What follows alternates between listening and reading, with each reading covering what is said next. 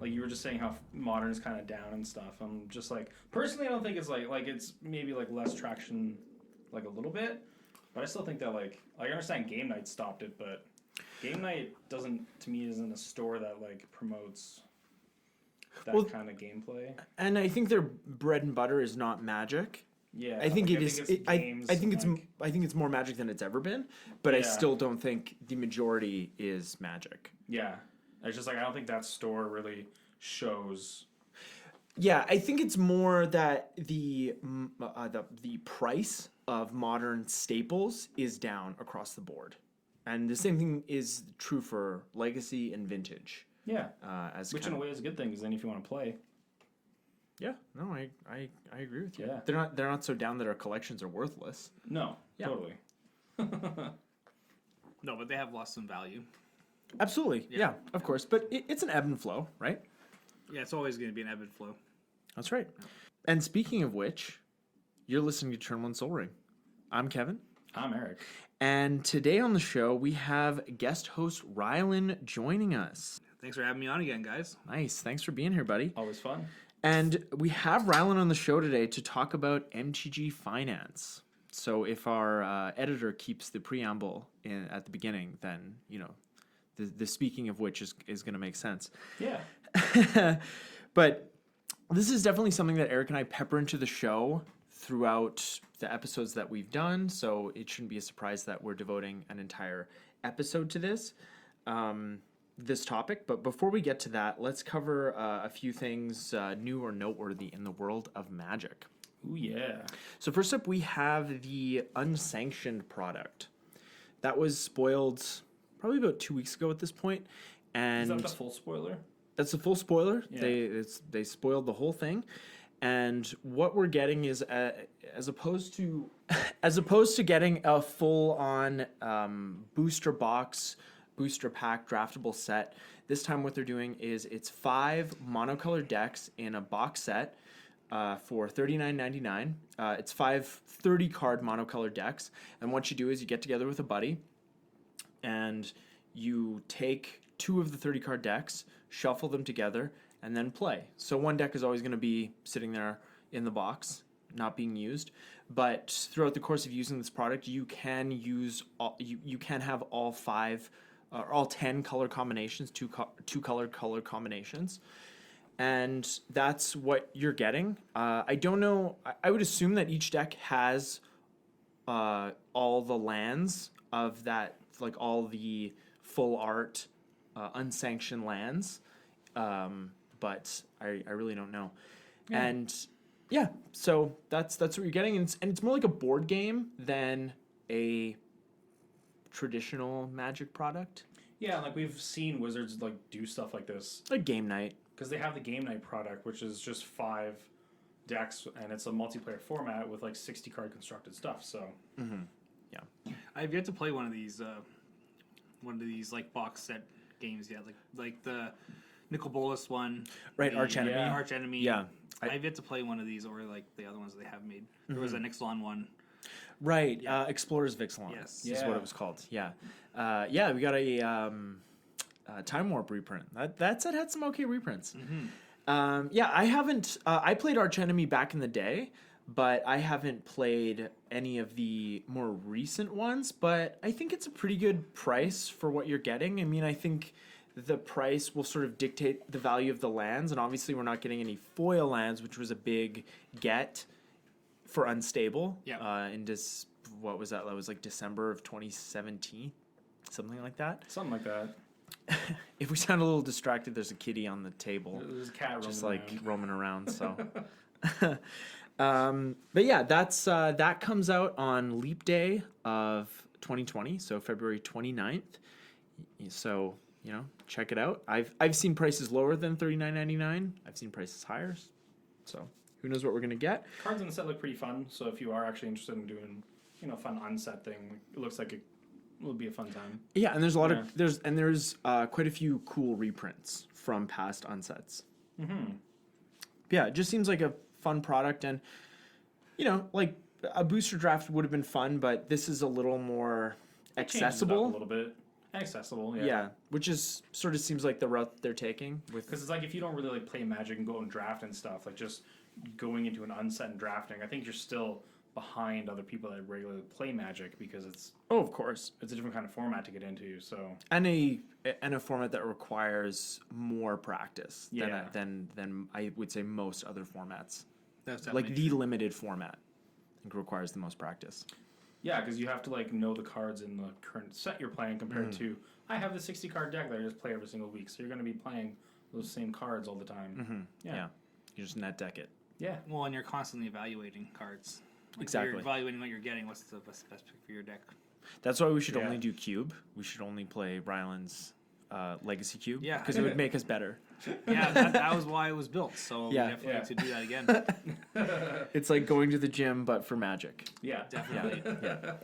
The next thing, this is, well, it's probably going to be old news by the time this episode airs, but Wizards announced today that they are going to announce in a week 5 more secret layer drops. So yeah, this is an announcement for an announcement. Right.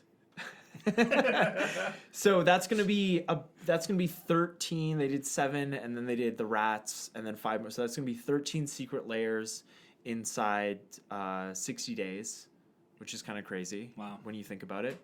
So if they keep that going, then Well, it'll be a little bit. Oh yeah, because it was like the first week of December. wasn't it? Yeah, that's right. Yeah, it was like right after American Thanksgiving. Yeah. So that's about. That's about 60 days. It's definitely a lot. They're like, hey, check out this. It's a Wizards thing, but check out this new thing. That's what they always do, like, though. They yeah. always they see something that works and they just mash it until they ruin it. They have good ideas, but when they have a good idea and it works, they oversaturate. Yeah. We saw that with lottery cards. We saw that with, I guess, like the Mythic Edition. I don't think they're doing that anymore. No, that's kind of been Taken over by Mythic the- went away, and now we have the collector boosters. And that's going to disappear too, I think, in the next few sets, because the EV of Theros standard booster boxes is not doing very well, and I think that is a direct result of the collector's boosters. Yeah. I haven't heard about that, but yeah, it's definitely a lot of product fatigue. I would say, like, it's hard to keep up with all these products. What's in each pack? Absolutely. Yeah. So first of all, talking about the secret layers, this is a little bit different with them doing that because it is like a people order, and that's how many they make apparently. Yeah. So it's a little bit different than like pumping out a bunch of booster boxes for a set or something like that. But they do print to order on booster boxes, although standard booster boxes, because they do reprints. But with the collector's boosters, as far as I know, with Eldraine and Theros Beyond Death, this is what we're printing, and this That's is what it. we're selling, and there's no restock. No limited print run. Yeah. Yeah. The print run is still high. Yeah. Don't get me wrong. Yeah. And with the videos I've seen for box openings, the pull rate on Mythics is crazy. Yeah, And I've been watching Alpha Investments do Yeah. collector booster box opens, and so there's 12 packs in a box. He usually opens 2 boxes in a video, which is 24 packs, and he's getting between 17 to 20 mythics. Huh, wow. Yeah, that's Of like varying degrees of foil and showcase and All that kind of and stuff. full art and and it's like some packs won't have a mythic in them, but sometimes a pack has like 3 mythics.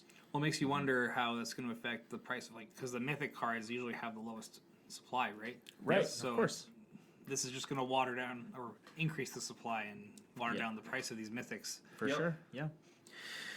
I was even just checking before. Euro Canadian is sitting at about $40. I think Heliod was at like $25, and those are the kind of the two. I'm surprised there's still that Yeah, Euro I think is really high. sought after for standard and pioneer. Yeah, Yeah. Euro's Euro's nuts. a good Yeah. card. Hey, look, it's green and blue.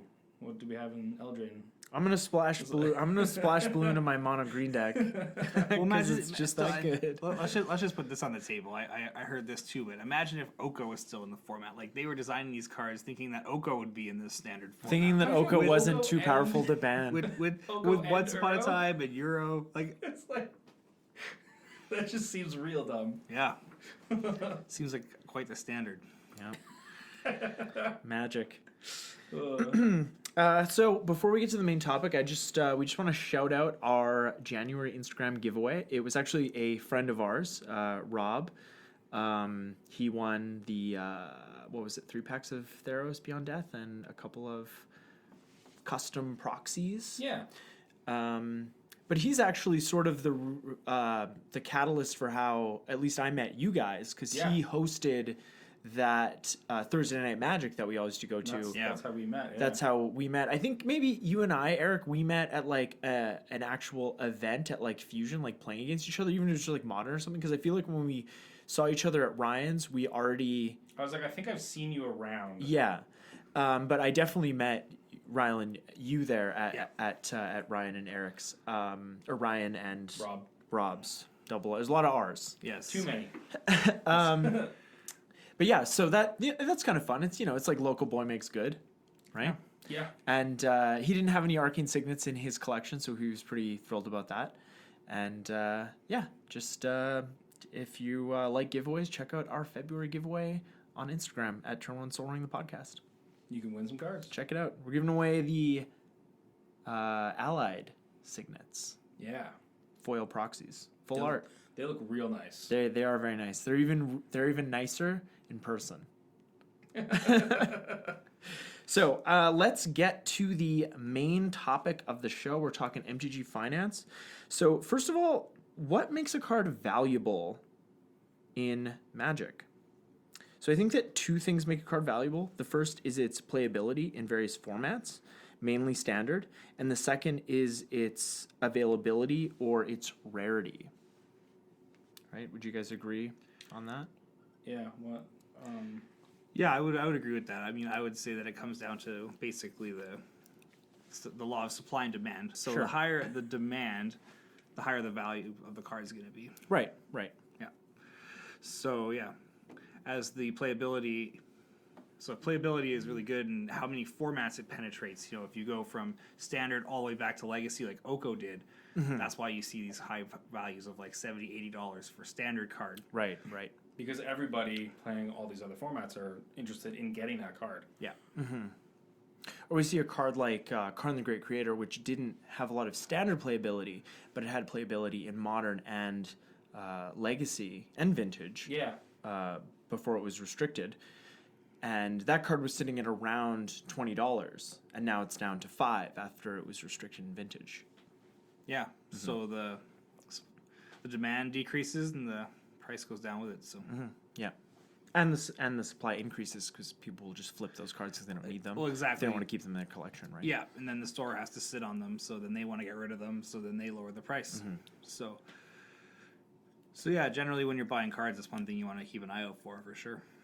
Yeah. And we don't have to worry about it now, but it's like these older cards from earlier sets that don't have a very large print run is also something we'll Very old. get to. Very old sets. We're going to get to that. But why don't you explain what MTG Finance is to us? Well, I believe that every card is a stock, and its value will fluctuate based primarily on supply and demand, like we were just talking about. So, and my idea is this is just common knowledge, I would say at this point, for anyone who's in the MTG Finance, but like we mentioned before, if a card goes back into, like, especially Commander, any older formats, that's when you start to see the supply increase quite a bit. And you want these multi-format all-stars, as they call them. Yeah, exactly. Like Walking Ballista, I would say, is a good example. Or Yeah. Oko. Yeah, cards that are ubiquitous across multiple formats, even almost as soon as they're spoiled in a standard set. Oh, exactly. Yeah, and like standard has a good impact, a pretty good impact on the price of a card. So a lot of cards will just lose all their value once they rotate out of standard. Absolutely. But if the card's valued in other formats, then that's when you'll see it hold its value or even increase in value.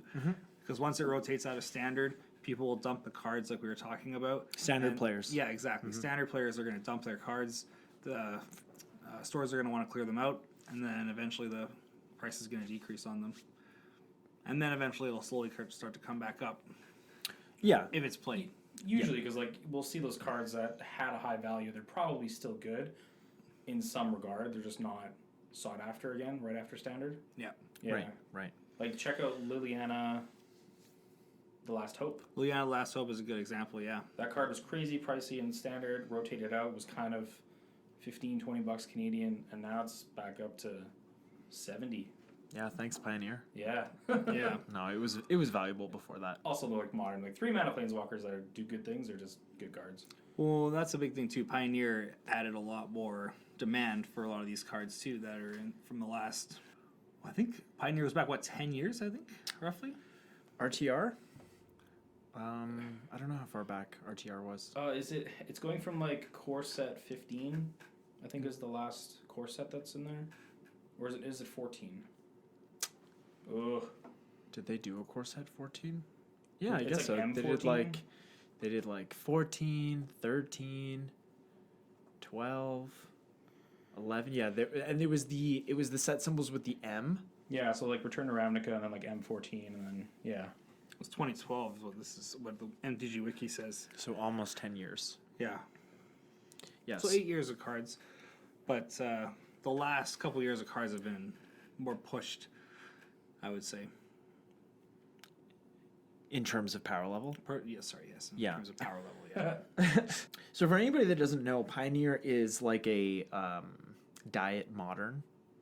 I think that's how I've heard it referred to as. Sure. Yeah. And like we said, like cards can only be, you can only use cards from Return to Ravnica to the most recent standard sets, and you can only use standard cards. So a set that like Modern Horizons, you Doesn't count. You can't use. Yeah. Yeah.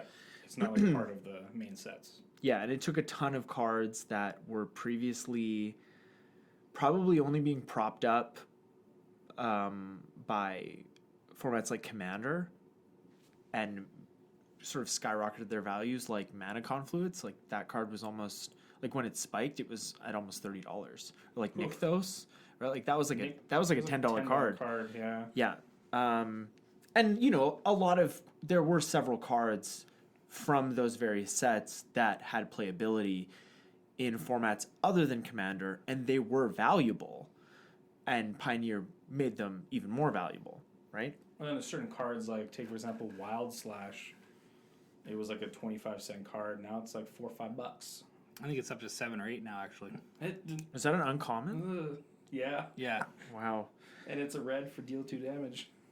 Yeah. So, guys, if you have those sitting in your bulk bins at home, you can... Go through your bulk. Yeah, go through your ball. Now's a good time. with Pioneer. That was Yeah. definitely a good This time. is the golden age of bulk. This is like back when Pauper got popular. Oh, man. Well, Commander definitely popularized a lot of cards that would have otherwise been bulk. I think Commander is probably the best thing for game stores trying to sell singles, because it puts value in a lot of cards that would never see play in Modern or Legacy or any other format. Yeah. Yeah, and you know, like speaking of game stores, Pioneer has actually been really good for game stores selling singles. Totally. Because it takes their inventory and increases the value of it, and also increases the demand because people want those cards, right? Yeah. Yep. So Pioneer has also been really good for game stores, because then also because Wizards is supporting it, game stores can run tournaments and stuff for it as well. Mm-hmm. Yeah, that's right.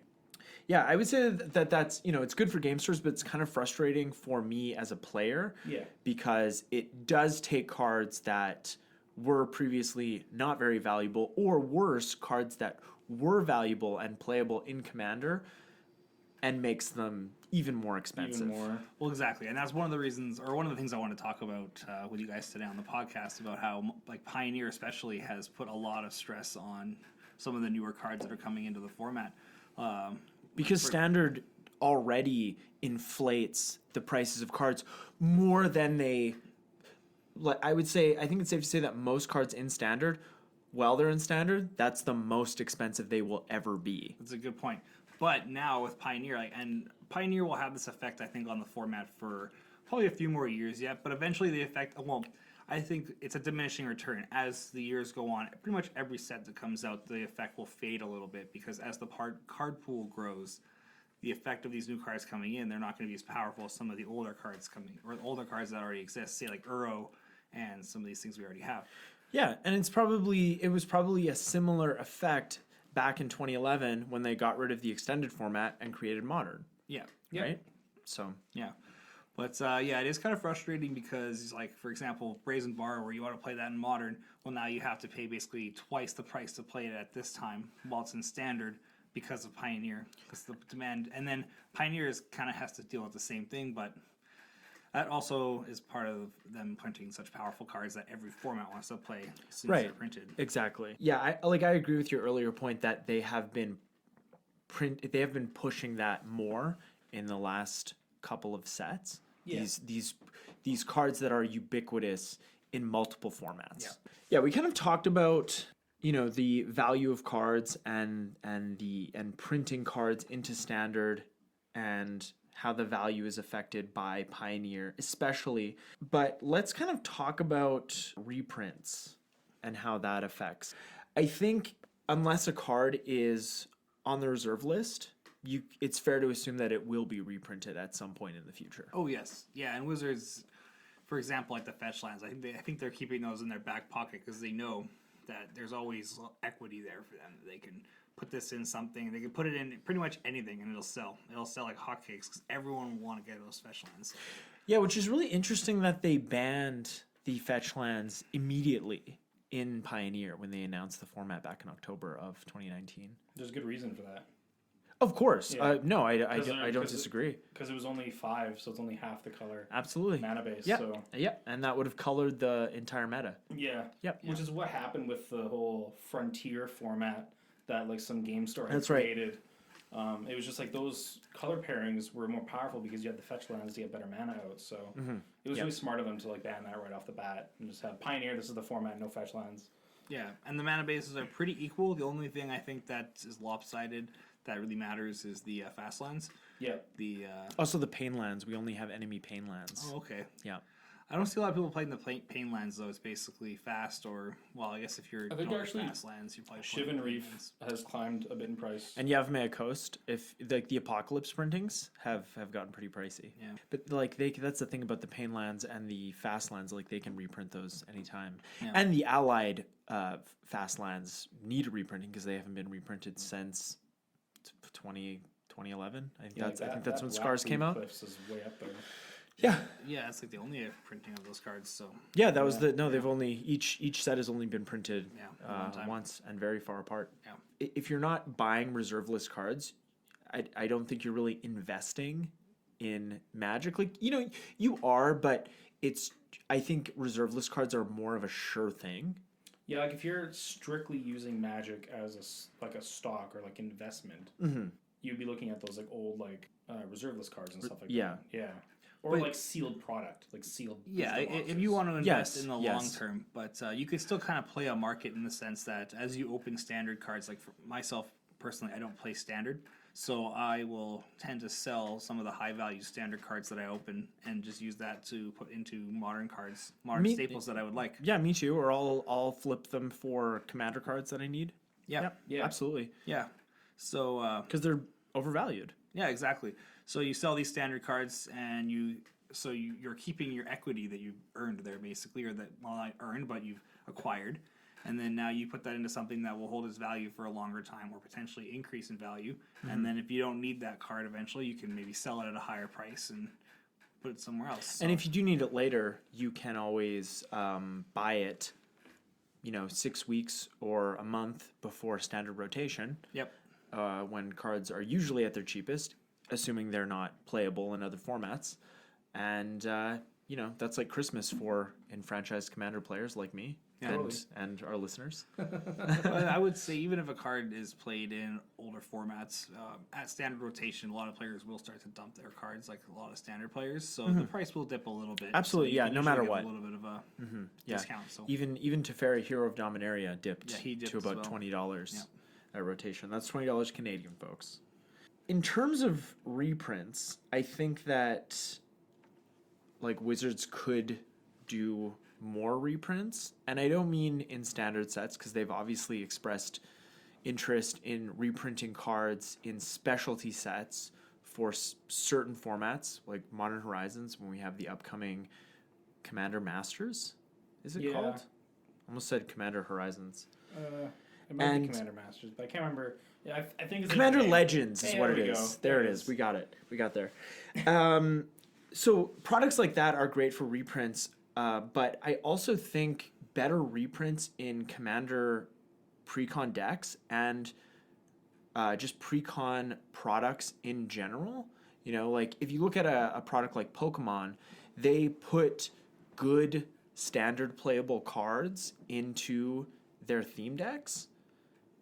And so I think something like that, you know, and maybe if Pokemon was a little bit more popular, they wouldn't do that because, you know, there's the argument for not doing that with Commander products specifically because then people will gouge the products, Because right? the other thing that Pokemon does is they have their World Championships, and the top 2 decks, they actually make a product that's World Championship, and they print those decks as a box you can buy for like $20 or $25. Wow. And the theme decks are like $12. Yeah, so it's like Yeah.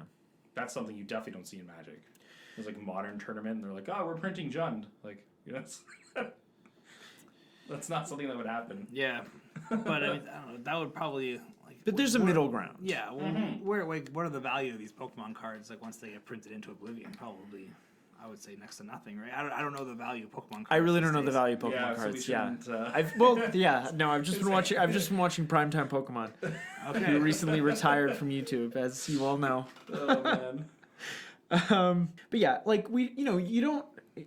Staying on the topic of reprints, like we don't want our valuable cards to become worthless because there is, there's non-intrinsic value in getting a pack of cards and wondering what's going to be in it and opening that pack and pulling that crazy valuable card. And not Like, only even if you get like a Battle Bond pack, right, and then you get doubling season. Yeah. You're like, ooh, that's like a big excitement because that card is like $60. Like, Yeah, it's like I can put this in so many places. yeah. So like that feels really good, but I just think it would be a little bit better, if they started putting those not specifically doubling season, but just better reprints in pre-constructed products. And I think there is a point where customers are happy, but people that are selling the products, companies that are selling the products, aren't gouging players or people that want to buy the product. They're not hoarding the product, right? I'm not saying putting all the fetch lands in a Commander product, but putting better reprints in than like Lightning Greaves. Yeah. Or it's like when they were making the mana bases for those new Commander decks, there was like one good land. I would rather have, and in that scenario, I would rather have pain lands than the Enter Battlefield tags. allied battle lands, like Battle for Zendikar lands, Yeah. is what they had, because pain lands don't enter the battlefield tapped. Yeah. They don't have the land type, so you can't search for them. But And it's like those cards aren't very valuable. Like, why don't you just throw them in the Commander products? yeah, and make the Commander products all foil. What's the problem? God, they're printing. Yeah. I don't want my deck all curled. Yeah, you're gonna get they wrap it in plastic. It's fine. Yeah, well, I don't know. I think you need to have cards that I think every format needs to have a few cards that are valuable to just to kind of be like the backbone. Like if everything was devalued, like no one would really. It wouldn't be a collector game anymore. Like I think that's what makes it a collectible game, right? Because you want to have something that's somewhat hard to get, but not impossible to get. 'Cause Well, it's a trading card game, not a collectible card game. It's a TCG, not a CCG. Yeah. trading card game. I guess. I'm just being an asshole. Yeah. No, How many people no. still trade these days. And I totally agree with you that it's the that is the thing that has allowed in a big part Magic to exist and thrive for a quarter of a century, is this whole economy that they've created with the cards. Yeah. Like without it, like the age that we are, we might never have even had the opportunity to play Magic, right? Because it might not have existed. It might not have existed. If they had done like Chronicles 2.0, the game might have died. We could get onto a lot of points where the game could have died, but and the game is always almost dying according to Magic players. So Yeah. that's a whole nother topic. Not me. No, I'm always like, yeah, it's doing great. But staying on the topic of reprints, I'd like to talk about the Secret Lair drops and the upcoming Mystery Boosters set. That's what it's called, The right? mystery boosters that I'm very curious about. We still, I mean, I'm a little bit behind on this, but we still don't know much about it, right? We just know that it's coming in the spring, I believe. I think the entire set has been fully spoiled. The Oh, only has thing it? that hasn't been spoiled is the 100 and something foil, which is going to be the slot. There's a foil in each pack, and there's 100 plus cards that could be in that slot, and that those cards are not in the main set. Okay. And none of the main set cards will be in that foil slot. Interesting, because I heard there was something about where people don't know what some of the cards are that are going to be in this. So yeah, you can already pre-order, correct me if I'm wrong, but you can pre-order a ton of the cards on like Card Kingdom, the collector's booster cards. But something that's kind of interesting about Secret Lair and Mystery Boosters is that they aren't really reprints in the sense that they are going to reduce the value of the single cards that are being reprinted. And for Secret Lair, Wizards is basically selling products at around or slightly less than the price of single cards that they would cost in the open market. So cards are being injected into the market, but they aren't reducing the cost of the singles already in the market. And the mystery boosters are having the same kind of effect. And I think it's because the set is over 1,000 cards. So the chances of you pulling a mythic or a good rare like Bloom Tender are greatly reduced. And also, I don't know, I doubt that the packs are going to be $4 to $5. I think they'll probably be more expensive. Closer to a master set where it's like 10 to 15. Yeah. So I decided to just pop onto Card Kingdom, and they actually have the sealed mystery booster stuff. What do you think a single pack is? I think it's like $10. Canadian, yeah, 15. 10, 15 Canadian. 30. Oh, US? ouch. Convention edition, so whatever that means.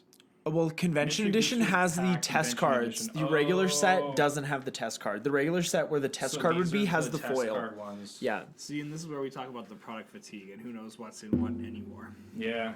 Well, you can just check though if you want to know what's in you what. can Google it, but there's just so many products where you constantly have to keep on top of their website to keep up with all this stuff. Well, like for example, with like Theros, there are cards you can only get inside of the theme boosters. Right. Why? To sell them, I guess. Like, No, I know it's silly. Going back to Secret Lairs, something that a lot of content creators have talked about since they were announced is how the local game store is being cut out of the mix with these types of products. And people said the same thing when the Mythic Edition products were announced, is that game stores were being cut out and people that only have access to game stores can't buy the product. yeah. And, I sympathize. And I think that's a valid point. But I also think that history has shown that some local game stores will increase the price on a product from its MSRP even before Wizards stopped using MSRP.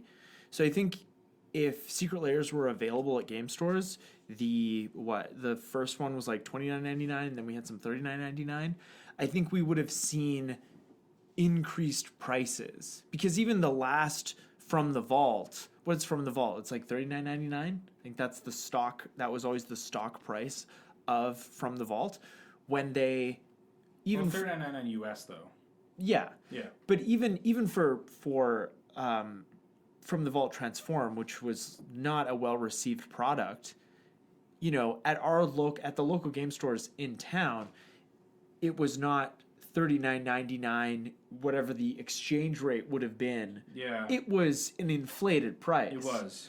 So, my point is that by selling these products directly to customers, Wizards can keep the price where they want it to be, regardless of what the price is.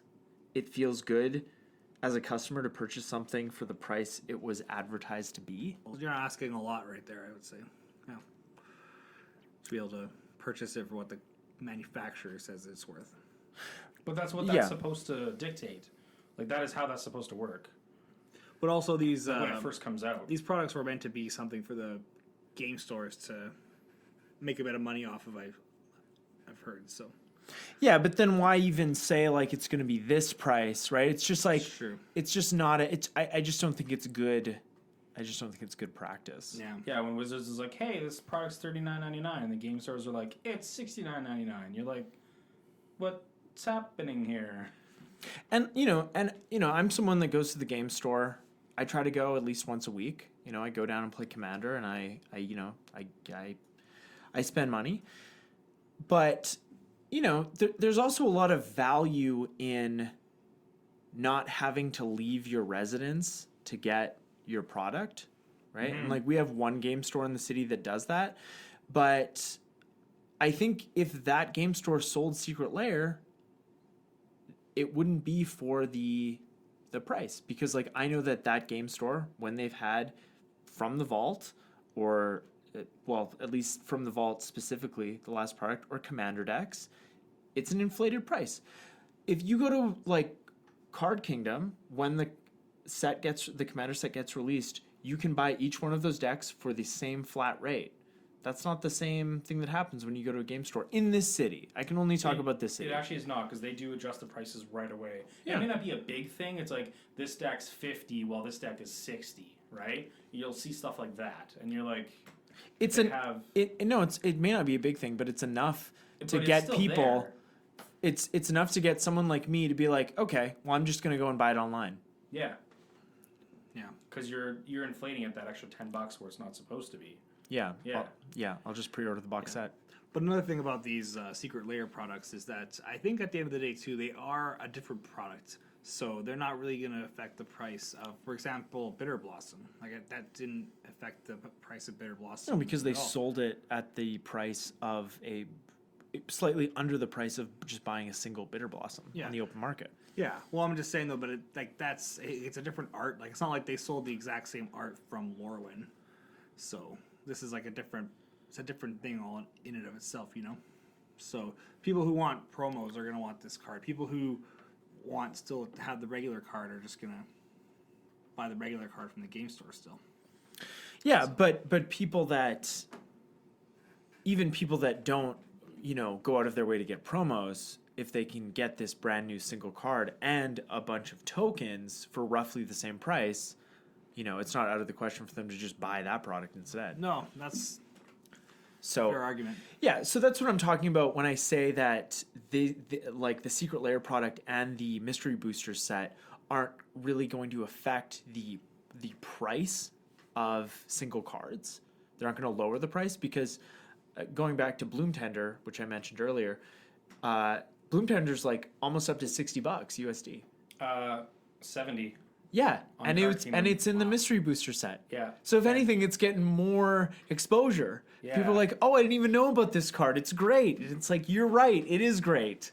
So on that note, like I did go to Card Kingdom here. I'm looking up the Mystery Boosters. So I did 60 searches, and there's about 30 pages of cards. So that's about like 1,800 cards you can buy that are Mystery Booster. That sounds right. Yeah. Sounds a little high, but close enough. Yeah, I heard it was around 1,000 cards that were in this set.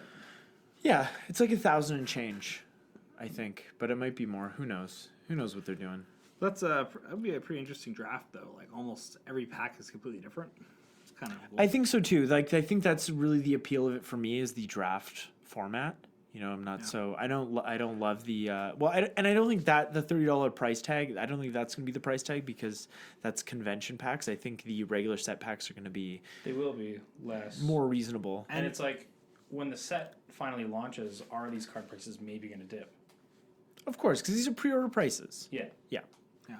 And one thing, too, is that it's always disappointing, I find, about these Master sets and some of these more limited print run sets that we get that are meant to be reprint sets, but they're meant to be drafted. And one of the disappointing parts is that these packs are like $15 each sometimes, so then the store is charging you like $45 to do a draft or $40 sometimes to do a draft, If they're nice. Not a lot of people are going to be coming out every weekend to do these drafts. So you only get to do it for one weekend. Maybe you get to do a few more on MTGO, but like it's just disappointing that they intend these to be drafted, but since the cards are so valuable, you don't really get to draft it very much. Yeah, absolutely. And They're kind of shooting themselves in the foot a little bit. yeah, That is really good because I think, so let's take Ultimate Masters for example. Diffusion do drafts like 2 weekends. yeah, That's usually it. usually you get 2 weekends. Yeah. And then depending on the set, you might get another one maybe a couple months down the road, but that's very unlikely. Yeah. And But- it is because it was pricey. Like when we went and did it, it was like $50 Yeah, to do a draft. yeah, Yeah. yeah. And like the Modern Horizons was kind of the same thing. They did the drafts, and that's supposed to be more of a higher print run set, and they still only did drafts for 2 weekends. Yeah. How much did it cost to draft that set? I think that was $30 That was $30. because it was $10 a pack. Yeah. Right. That was a fun set to draft though, because it was basically like Time Spiral or what Yeah. Time Spiral was like. So Yes. What was Yeah. it? It was like 44 different mechanics Yeah. Yeah. in the set. Something You're like "Oh, that. boy." Yeah. Well, we were doing the draft. They're like, "Has anyone not drafted before?" I was like, "Good," because if you hadn't, you'd You're- not do well. You're not going to be doing good. So let's, we talked about reprints, we talked about Pioneer. Let's talk about when the best time to buy into cards are. I would say like one of the best times to buy in is like if you're looking for standard cards close to rotation. I usually wait basically up till rotation. Like once rotation happens, that's when I'll start to buy, or maybe a little after the rotation happens. So when you'll start to see the prices come down quite a bit. And then also you just have to kind of watch like cards are going to ebb and flow based on how much they're played. So when the deck is the top deck in the format, like the Urza deck, that's when you see all the cards that Urza spike up. Right. So if a card gets banned out of it, people sometimes jump ship. And for example, right now, I bet you some of those pieces have dipped quite a bit. Modern on a whole is kind of down in card value, I would say right now because of Pioneer. Yeah, People have been selling out. So things like Liliana the Veil, which were $125 before Pioneer, are now $70. Nice. So you can get some pretty good deals. Yeah, yeah.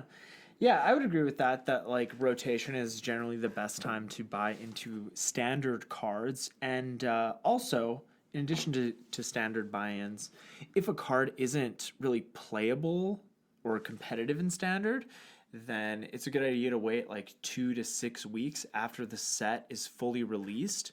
And if it's not seeing standard play and you want it for a commander deck, that's a really good time to buy it too, because that's probably the cheapest it's going to be.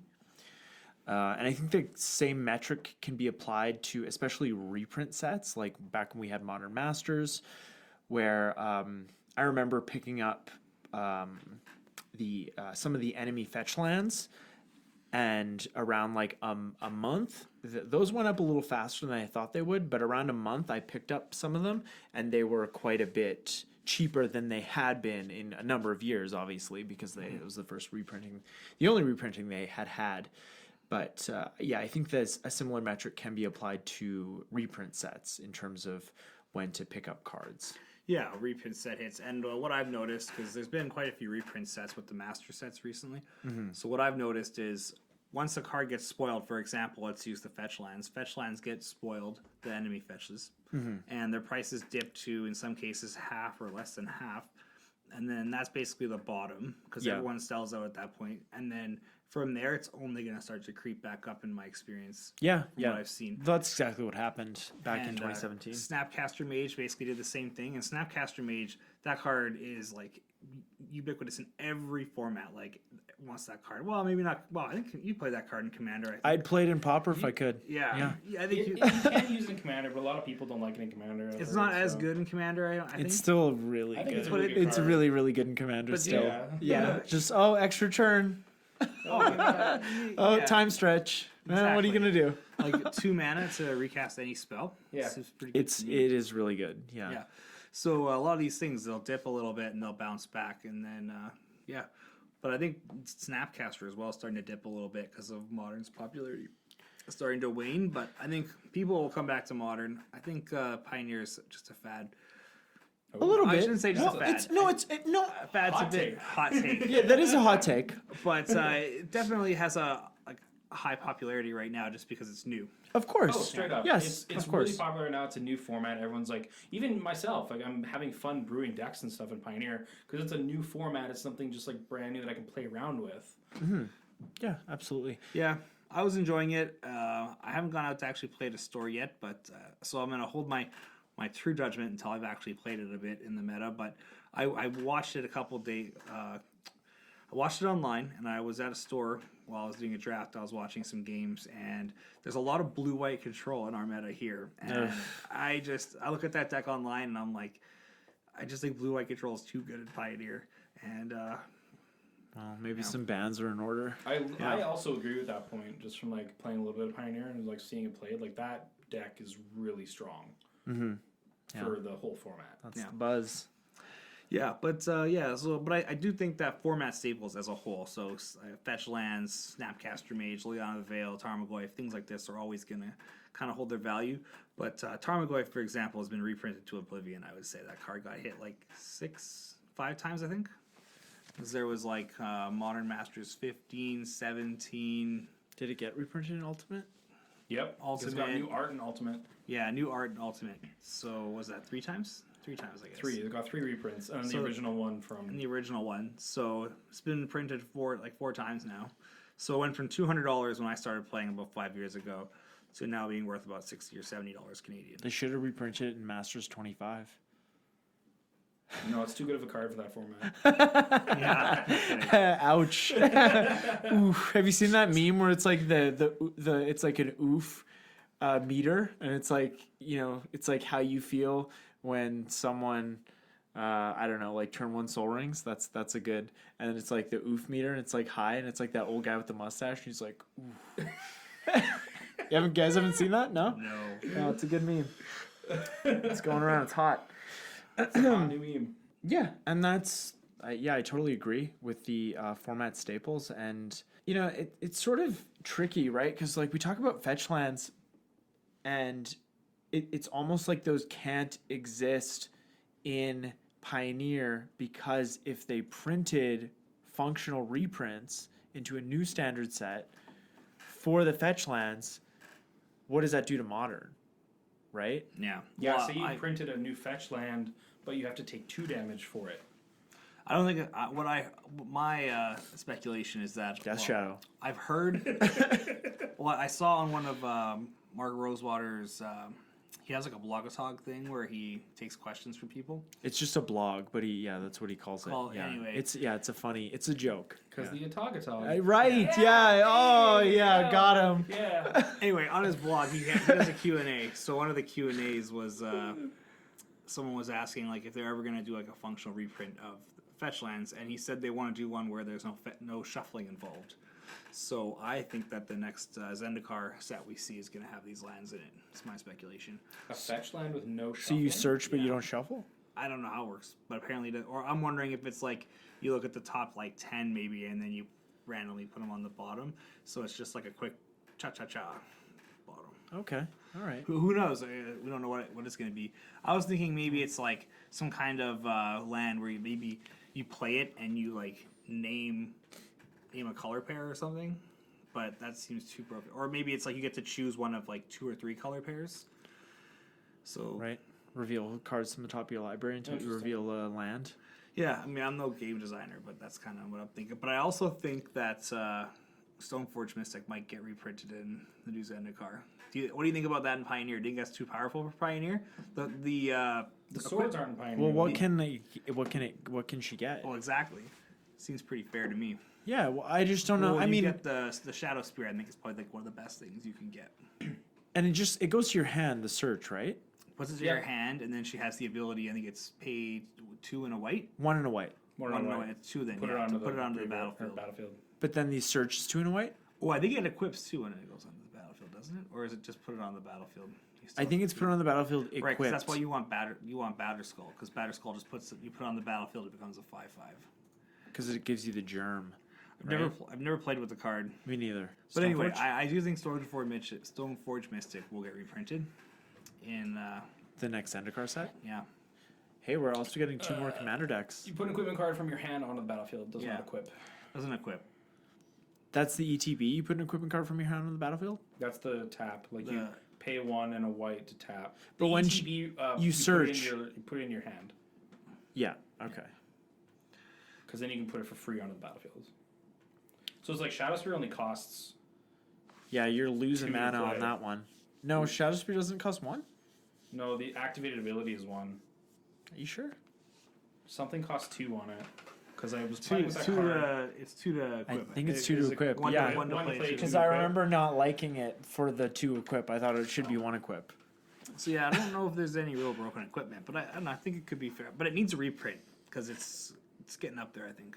Well, it could definitely work with that. Like the Colossus Hammer deck now has a reliable way to fish out the Colossus Hammer, Cigar's Aid. Yeah, Boom. boom. Swinging yeah. with that 10-10. That's fun. I like that. Yeah. Yeah, Scarlet Aid spiked up. It's like a $10 card now. Oh my goodness. Yeah. I'm glad I put that Boros Hammer together deck before Pioneer was announced. Yeah. There you go. Oof. All right. Well, I think that's everything I wanted to talk about in terms of MTG finance. What about what about you guys? Yeah, I'm about. Just a little bit more about like product fatigue Yeah. Yeah. and how much like they're releasing because I think also for us like Commander players we had Commander 2019 in August and now we're having these 4 Commander decks. Is it 5? It's 5. It's 5, dog. 5 decks coming out this April. I already pre-ordered them. And then after that, every single set release has 2 Commander decks with it. Well, Oh, wow. not every. I mean, we have Zendikar. The core set's not getting a commander set with it. So we have Zendikar in, Which has the 2. which has the 2 Zendikar commander decks. Yeah. And then we will have like core 2021, and then Commander Legends is getting the 2 Commander decks. So Right. like the core set's in the summer, and then the Commander Legends is in like December, I think. But that's still like compared to getting like 4 or 5 decks per year, we're now getting 9 decks in a year, which is almost twice the amount of product. Well, it's exactly what we talked about with Secret Layers, right? Yeah. They see something that works, and then they execute it terribly. Because they've seen that like Commander is like the most popular format now that's played, right? Like that was a thing they said. The most popular paper format, yes, Yeah. yes. Yeah. It's sort of like, and I'm not a farmer. I've never been a farmer, but it's sort of like a cow, right? You can if you butcher a cow, you've got meat for I don't know a few months, I guess. I don't know, but if it's a female cow, and you milk the cow, you can get milk for like 6 to 8 years. Yeah. Right, but Wizards is just butchers the cow every time. They don't think about the long-term They never go milk. they never go for milking. No, they just never butcher. milk the cow. They just murder it. Yeah, but someone could say that all they really do is just milk the cow. Oh, of course. If we're talking, if the cow is our wallets, Yeah. of course, It's constantly being milked. of course. But it's just, I guess it's just like disappointing over and over again when they do this. But we keep buying the product, so at the end of the day, Yeah, I mean, you could look at the expeditions. Like the expeditions, I think were pretty cool. Some people didn't like them. Some people didn't like the border, I would say. And then they had the masterpieces, which were a little bit stepped up, but still like pretty cool. And then beautiful, they kind of just yeah. butchered it with the invocations, kind of ruined it, and then they just axed it all together. Yeah. So, but I hope we go back to an invocation. Or sorry, not invocation. a lottery card. Yeah, I miss expeditions. Expeditions were gorgeous in my opinion. Yeah, I think so too. I really like the masterpieces as well. Like I liked those 2. Masterpieces were cool. I think I would say they were fine. Yeah. Yeah, and I think that's what they've tried to replicate with the collector's boosters, Or even like but it's oversaturation. Yeah, and like they had the going back to like the different borders and stuff. They now have the showcase cards. So Yeah, look at Eldraine like with the cool box border. topper, but in Eldraine they had yeah. And it would have been, I mean, what they could have done is they could have just not done the collector booster and just had the showcase cards be the expeditions, like, and have them foiled. I mean, that. Yeah, fine. right, because like that, I think that is the middle ground because that lowers the price of standard, lowers the barrier to entry, but there are still these chase cards. And if you don't want to open packs and you just want to buy those chase cards because you have the money, you can do that. Yeah, like they're basically there should be an affordable version to play with, and then there should be like these blinged out versions that you can play with. Totally agree. Yeah, totally. Which I think was probably what they intended, what Richard Garfield intended in the first place with the whole black border, white border thing. So you have the black border, which is the original, and then every other reprint after that's going to have the white border. I think unless they change the art, then they got a black border again. I think, but it like kind of devalues the reprints, and it makes the originals desirable. Makes it that I think was the collectible aspect of it. Well, Richard Garfield would be spinning in his grave because I love whiteboard cards. Well, Not that he's not. I know he's not dead. He's not I know dead, he's not so. dead. Get out of here. But I do genuinely, I do really like whiteboard cards. I love whiteboard cards when they're like still white because they can kind of turn yellow. But if they're still white, ooh, On their crisp. Like that? it just makes the whole thing pop. No, it doesn't. Yeah, I love No. it. I love it. No, Maybe you it's should not. whiteboard your Trod deck then. Why do all the frames in your place have black frames? Why just white frames? Some of them do. Some of them do have white frames, but white frames don't get as much love. Well, I think I feel pretty good about this MTG finance discussion. Yeah, it's good. Yeah, it was a good discussion. All right, well, we are going to wrap it up. We're going to bring this episode to a close. And Rylan, we'd like to thank you for joining us today. Yeah, thanks for having me, guys. It's always a pleasure. Yeah, it was, Fun times. it was a lot of fun. You can go ahead and let us know how you feel about anything we talked about today. MTG Finance. Do you love it? Do you hate it? Are you indifferent? Do you wish all cards would just be $1 a piece so you can play whatever you want? Please no. No, you don't. I don't Well, think. playing Come on. whatever you want. You can proxy decks up. You can proxy and play with your friends. That's fine. But Yeah. And that is actually a really good. I'm glad that you mentioned that because that is actually a really good way to learn a meta. yeah. Is doing that and Yeah. playing against those decks. Also, I would say on a final note, like if you're getting into a format, yeah, proxying up decks and playing with them is the best way to kind of figure out what you want to do. Don't just dive in and buy Jund, spend $2,000 and find out, oh, I'd rather play Control. Yeah, that's a feel bad. But that's what when we were first getting into Modern, we had like I think 8 or 9 proxy decks that we just played against each other with to find out what we liked. Yeah, you guys are pros. So I didn't do that. I was like, I think I'm gonna like Tron. But I was right. I got lucky on that one, but anyways, good. yeah, It's a good meta choice for sure. yeah. Yeah. I just like the big stuff. But we want to thank you all so much for listening. You can find us on Instagram at Turn One Soaring the Podcast, as well as all the podcast platforms, including YouTube for you YouTube listeners. You can go check us out on Patreon at patreon.com/turn1soaring. We've been putting out an MTG lore series if you're into that kind of thing. So Kevin has read the books, and then I'm kind of here to add the outside perspective on like what's going on with the story. Yeah, Eric's the surrogate audience. Yeah. So you can relate to him on this one.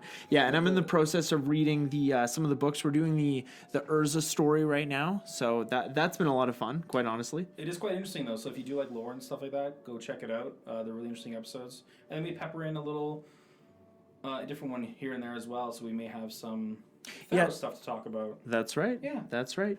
So also, we already mentioned this, but remember to enter our February giveaway on our Instagram page. We're giving away a Theros Beyond Death Collector's Booster, and we're giving away all 5 allied foil signets. They're proxies, but they're great in any tabletop commander decks that you're going to play, any casual type of decks.